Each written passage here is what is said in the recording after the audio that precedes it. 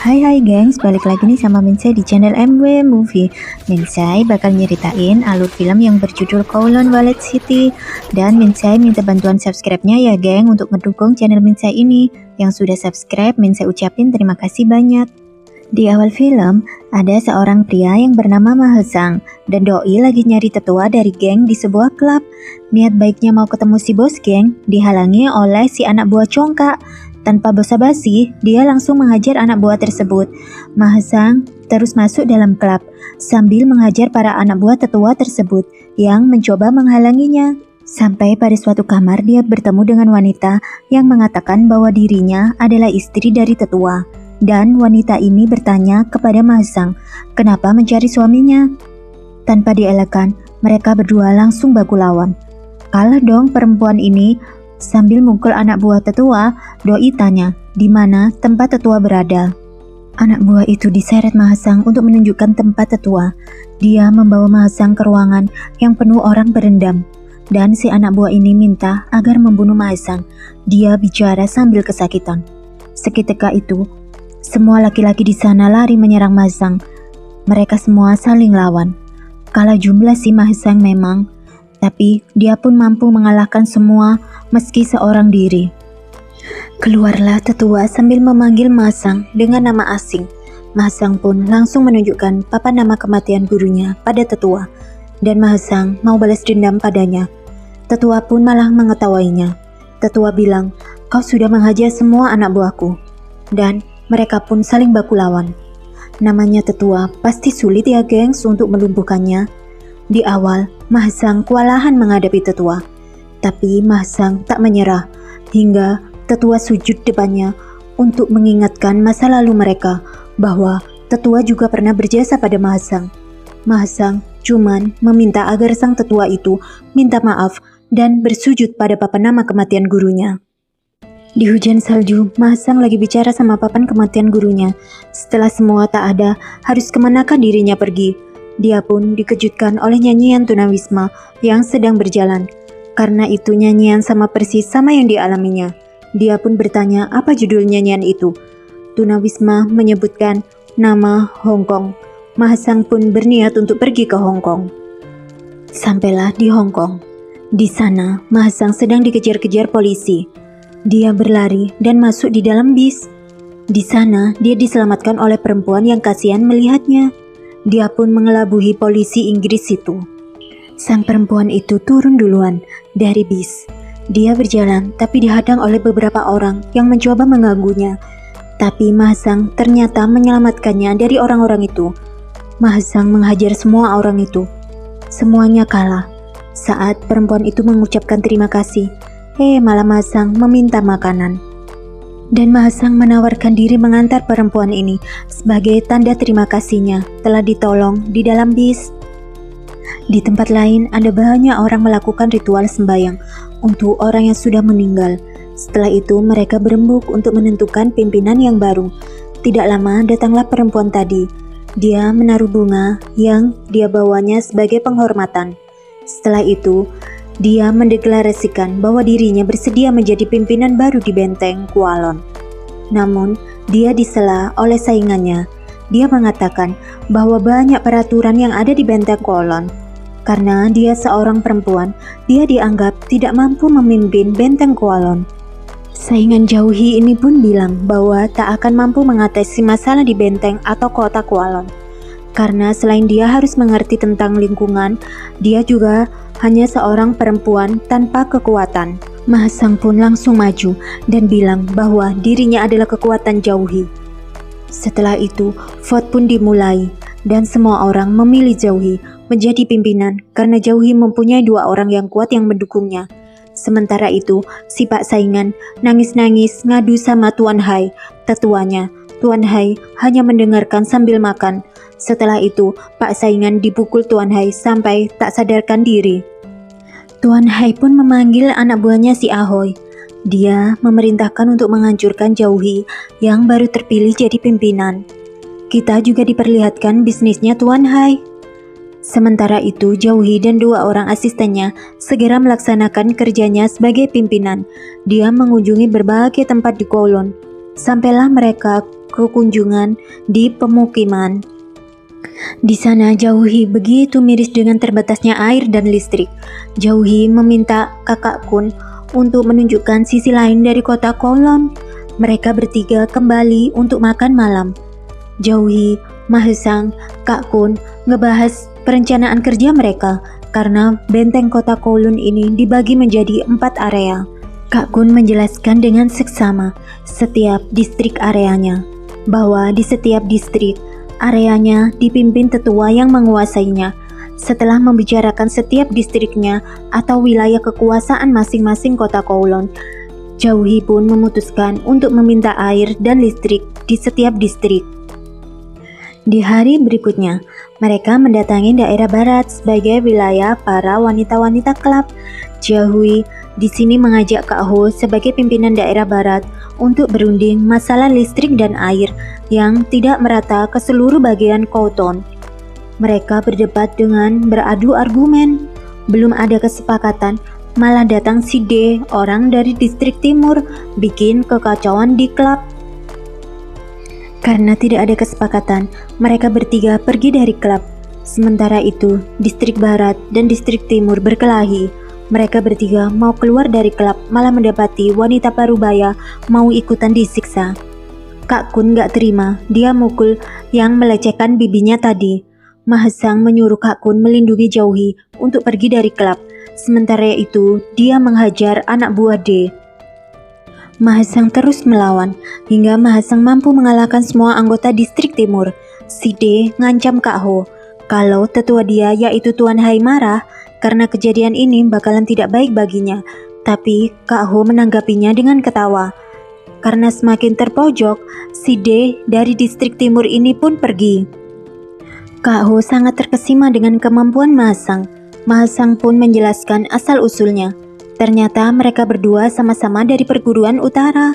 Karena Kak Ho bahagia dibantu oleh Mahesang, dia pun bersedia membantu saluran air dan listrik ke daerah selatan. Jauhi pun senang mendengarnya. Sementara itu di tempat Tuan Hai, yaitu distrik timur, dia lagi motong rambut adiknya. Si D ini pulang dan ngadu ke Tuan Hai kalau dia kalah karena ada anggota dari selatan yang ngebantu distrik Kak Ho atau distrik barat. Tuan Hai langsung mengetahui kalau yang ngebantu itu adalah Mahesang atau biasa dipanggil Asing. Di distrik selatan, para warga sangat bahagia karena air mengalir sangat lancar, bahkan listrik pun kembali menyala. Jauhi sangat bahagia melihat distrik selatan. Kemudian datanglah Kak Hong dari distrik barat. Kak Hong memutuskan kerjasama pada Jauhi. Mereka menutup klubnya dan membuka salon cuci rambut. Distrik barat berubah fungsi sesuai keinginan Jauhi. Di distrik selatan pun diubah sama Jauhi ke hal yang positif. Para orang dewasa diajari kesenian dan anak-anak diajari membaca dan menulis. Bahkan mereka pun berbisnis membuat kue. Semua distrik selatan pun merasa bahagia karena perubahan di sana. Mereka merayakan festival bersama-sama dengan distrik barat dengan penuh kegembiraan. Hubungan Mahesang atau Asing semakin dekat dengan Jauhi. Mereka pun berkencan. Mereka menuju ke restoran untuk makan malam. Sambil menunggu pesanan makanan, Jauhi memberikan hadiah papan nama kematian gurunya pada Asing. Asing bahagia melihatnya. Mereka pun menikmati suasana makan malam sambil terus berbincang. Jauhi yang dari toilet pun dipanggil oleh Tuan Hai dari distrik timur. Jauhi diganggu Tuan Hai, tapi Asing tak terima dan membelanya. Sempat menegang suasana di sana. Kemudian Inspektur John berteriak untuk menghentikan mereka. Jauhi langsung ngadu ke Inspektur John bahwa dia mau diculik Tuan Hai, dan Inspektur pun mengusir Tuan Hai dan anggotanya keluar dari restoran. Kemudian Jauhi menceritakan siapa sebenarnya Tuan Hai kepada Inspektur. Mereka pun bekerja sama untuk menangkap kejahatan Tuan Hai. Di hari berikutnya, Inspektur polisi datang ke distrik selatan, namun tak dapat sambutan baik dari para warga. Setelah itu Jauhi datang untuk memberi pengertian dan menenangkan warga. Tujuan dari datangnya inspektur dan anak buahnya, Jiahui mengatakan bahwa polisi-polisi ini akan membantu mereka untuk mengungkap kejahatan di distrik timur yang memproduksi narkoba dan mencemari mereka. Jiahui berhasil menenangkan hati warga, meskipun warga terpaksa nerima kehadiran inspektur dan anak buahnya. Inspektur menyuruh anak buahnya menunggu agar para warga tidak merasa canggung dengan adanya polisi di tempat mereka. Kemudian inspektur mengajak Jiahui, Asing, Kak Hong, dan Kak Kun ke distrik utara yang dikenal dengan distrik hantu. Di gedung tertinggi yang mereka sebut gedung hantu, distrik utara adalah tempat Tuan Hai menyimpan kemewahannya. Mereka semua masuk dengan kaget kecuali Inspektur Singh, karena di sana ternyata banyak polisi Inggris yang menikmati jamuan kemewahan. Dan lebih kagetnya lagi, ternyata inspektur adalah pemilik distrik hantu atau distrik utara itu. Dia juga tetuanya Tuan Hai. Mereka tidak menyangka apa yang dilakukan inspektur. Mereka semua mempertanyakannya, kenapa inspektur ikut campur dalam masalah benteng Kowloon. Inspektur menjelaskan sama mereka semua kenapa dia mengincar bisnis di benteng Kowloon, dan ternyata Kak Kun juga bagian dari anak buah inspektur itu. Jiahui pun kaget dengan perbuatan Kak Kun yang jadi mata-mata Tuan Hai dan inspektur. Jiahui juga ditawarkan bergabung ke distrik inspektur, tapi Jiahui menolak. Bahkan di sini Kak Kun mulai goyah karena dia tahu apa yang diperbuatnya adalah salah. Harapannya diberikan Jiahui untuk Kwanton membuat Kak Kun tidak ingin lagi bergabung sama inspektur. Di dalam kegalauan karena perbuatan Kak Kun, Jiahui dia bertanya apakah pembunuh ayahnya adalah Kak Kun. Ternyata pembunuh ayahnya adalah Tuan Hai. Di sini kelihatan sekali kalau Kak Kun hanya dimanfaatkan sebagai mata-mata saja. Buktinya, Tuan Hai memukul Kak Kun sampai berdarah-darah. Dalam kesedihan mendengar kenyataan yang terjadi, Jiahui bilang ke Asing untuk menghabisi mereka semua. Asing pun segera bertempur melawan mereka semua. Kak Hong ikut membantu Asing, namun dia terluka. Asing pun terus melawan Tuan Hai, tapi inspektur menembaki Asing. Jiahui dan Kak Hong tak dapat berbuat banyak saat Asing ditembaki inspektur. Namun Akun melindungi Asing dari tembakan dan menyerahkan badannya yang tertembak. Inspektur bertanya, kenapa kau lakukan ini Akun? Dia menjawab, maaf pak, seumur hidupku sudah berkhianat. Kini aku ingin mati dekat saudaraku. Di sini Mimin ikutan sedih banget guys pas adegan ini. Dalam keadaan menahan sakit karena tertembak, Kak Kun memohon kepada inspektur untuk melepaskan teman-temannya. Di sini malah inspektur mengejeknya dan membandingkan Kak Kun dengan seekor anjing. Kak Kun pun tak terima, sambil nahan rasa sakit, dia berlari melawan inspektur. Asing pun menyerang Tuan Hai, tapi mereka masih kalah. Kak Kun berteriak pada Kak Hong agar meninggalkan tempat itu. Kak Hong membantu Asing dan mereka keluar dari sana tepat saat Kak Kun ditembak oleh inspektur.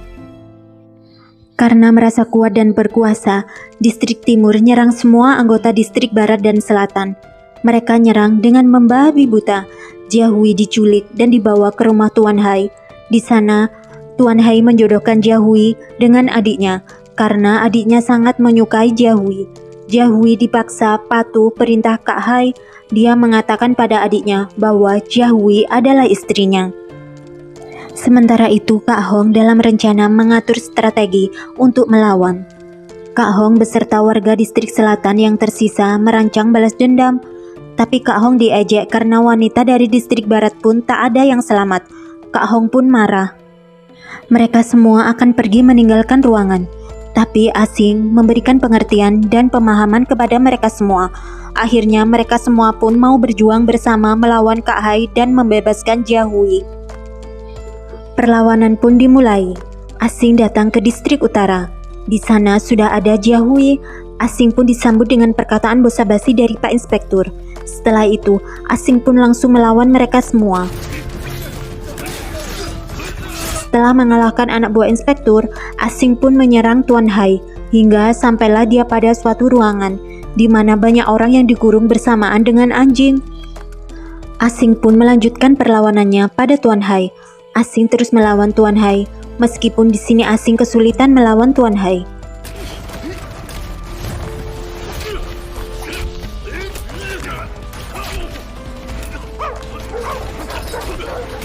Jiahui dicoba dibunuh oleh inspektur.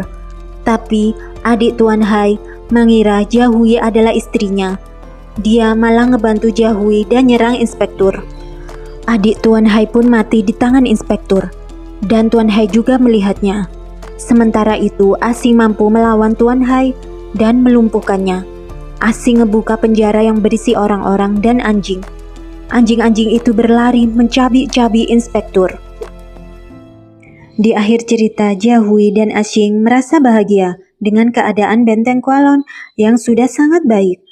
Para warga pun membereskan semua kekacauan di sana. Cerita berakhir bahagia, meskipun Kak Kun hanya bisa merespon lewat fotonya saja.